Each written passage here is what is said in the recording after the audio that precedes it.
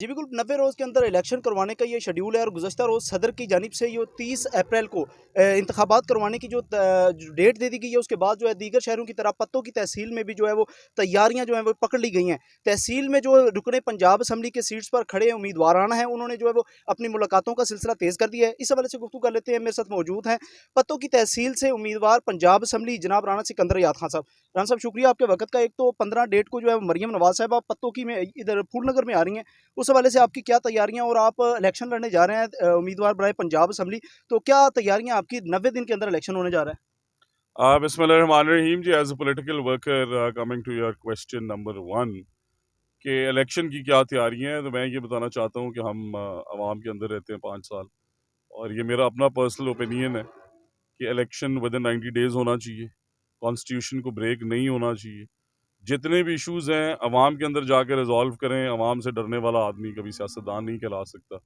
और मैं 100% पार्टी की जो क़यादत है उनके सिग्नल्स का वेट कर रहा हूँ। राना साहब, आपने मेरे दूसरे क्वेश्चन का जो है वो आंसर पहले ही दे दिया है। चूँकि महंगाई बहुत ज़्यादा है, आप मुस्लिम लीग नून के बतौर डिस्ट्रिक्ट प्रेसिडेंट की हैसियत से भी काम कर रहे हैं, तो क्या कहेंगे आप पाकिस्तान तहरीक-ए-इंसाफ के दौरान हुकूमत में पाकिस्तान मुस्लिम लीग नवाज़ का जो बयानिया हिट हुआ था, वो ये था कि महंगाई के खिलाफ निकलो, महंगाई।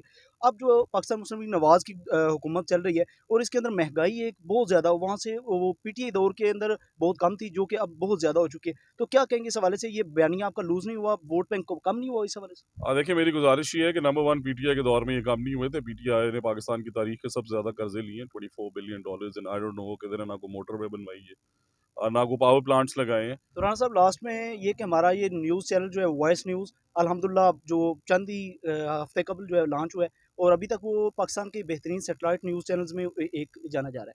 तो इस हवाले से आप हमारे चैनल के लिए वाले से ये क्या कहेंगे आप? मैं तो ये आपको और आपकी सारी टीम को शाबाश देना चाहता हूँ कि थैंक यू। आपने हर उस इशू पे, वो जेंडर बेस्ड है, वो बच्चों से ज़्यादती के इश्यूज हैं, वो माइनॉरिटी से ज़्यादतियाँ, ख़वातीन से अगर किसी बंदे ने कोई ज़्यादती की है या उसकी बात नहीं सुनी जा रही, सफाई के मामलात, करप्शन के ख़िलाफ़ आवाज़ आप ये कलम जो है, इसकी बड़ी रिस्पॉन्सिबिलिटीज़ हैं और मैं बड़ी कदर करता हूँ। अल्लाह ताला आपको अजर दे, आपके चैनल को और कामयाबी दे, और मैं as a youngster of this district हमेशा अकाउंटेबल रहूँगा अपने एक्शंस के लिए भी, और ट्रांसपेरेंट रहूँगा। हमारा नस्बुल ऐन ईमानदारी और ख़िदमत है, और वो हम ईमानदारी से करते रहें। Thank you so much Rana Sikandar याद साहब। जी बिल्कुल, आपने गुफ्तगू सुनी आपकी। राना सिकंदर याद खान डिस्ट्रिक्ट कसूर के मुस्लिम लीग नवाज़ के प्रेसिडेंट हमारे साथ मौजूद थे। उन्होंने जो है वो हल्का NA 181 जो है